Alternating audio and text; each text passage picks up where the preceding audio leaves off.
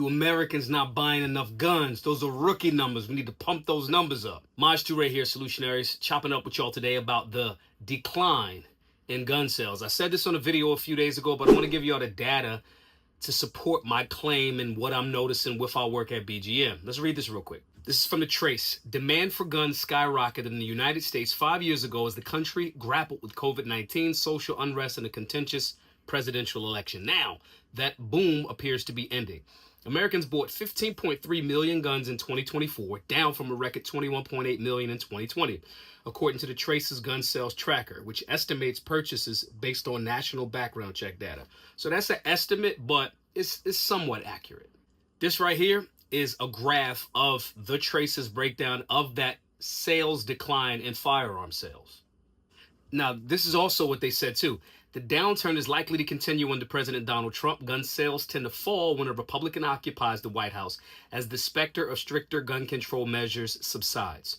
Gun sales fell 17% during the first 3 years of Trump's first term. I'm trapped in the RV fundraising for our work at Black Guns Matter and the Solutionary Center. Help us, givesendgo.com/solutionary.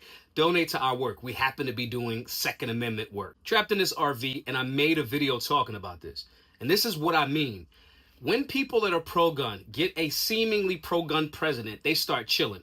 Never mind the fact that there's 20,000 anti-gun statutes on the books across the country. Never mind that the disrespect for the Second Amendment is rampant. It's all over the fucking place. Never mind that. Never mind the fact that even though we have 27 constitutional carry states, which is over half of the country, there's still almost half of the country that is not respecting the Constitution as it relates to the maintenance, keeping, and bearing of firearms as codified in the Second Amendment. This is not some random thing. Y'all start getting relaxed when the Democrats start chilling or being quiet because they got their ass whipped like they just did in this presidential run. And y'all don't get active politically on the local tip, state tip, or the federal tip. There is no reason with the House, the Senate, and the executive branch that we shouldn't be ramming bills through that removes the Gun Control Act of '68, that removes the National Firearms Act. Years ago, we had the Hearing Protection Act, right? But then right after that was introduced and was making some way, Republicans stopped talking about it after the mass shooting in Vegas. My point in saying this is we take our feet off the gas when we think, oh, we could chill now, we could coast now. The Democrats are not doing that. I ain't even going to say Democrats. I'm going to say anti-gun people, politicians, and organizations which are well-funded. When Biden was in office, what did he do? He created the Office of Gun Violence Prevention and funded it with $13 billion. Their stated goal, to go hire or elect, use some of that money to get anti-politicians in localities, cities all across the country.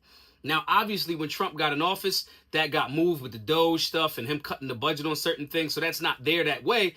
But it's just a matter of time. Trump's will be out of office in a couple of years. This is why I've been screaming all day at y'all like, yo, help out with our funding and Give, Send, Go. That's literally the reason why I took this extreme measure to say, I'm not leaving the RV until we hit our fundraising goal and buy the Solutionary Center. For those of you that don't know, at the Solutionary Center and Black Guns Matter classes across the country, we teach people about the Second Amendment, firearms basics, stop the bleed, conflict resolution, all of the things that people say they want as it relates to what a gun owner should be. We've done that for the last 7-8 years, completely free to all, in-person classes based on voluntary donations. We're fundraising to buy our building. We need 380 more donors at the $100 level and we're done. But my point is, this is what we do, but Trump's in office and we laming out. This is what's happening. Like that article said, this ain't just something that's happened this go around, and I get it. 2020 was crazy through 2022. It was a wild time. People was nervous. The government was pressing everybody with COVID. I get it. That's a spike. That's not normal, right? However, the anti-gun agenda was there before 2020. We have to get behind the people, organizations, businesses, companies that are in alignment with the Second Amendment, your human right to keep arms and protect yourself. That's important. We start chilling when they get in the spot or we kick them out the spot, but that pendulum go both ways. We need to be organized on the legislative tip. We need to be organized on the local and state tip as well as the federal. Focusing too much on federal elections and then relaxing after your guy wins, it's asinine. Never to mention the fact that Trump has not been the most pro-gun Second Amendment president. He hasn't. Yeah, he's got endorsed by the NRA. Yeah, he said the right things, but he pushed the bump stock ban. I'm going to just be real with y'all. I know some of y'all, I like Trump on certain issues, but this ain't where his strong suit been, so we have to still fight. But I don't know.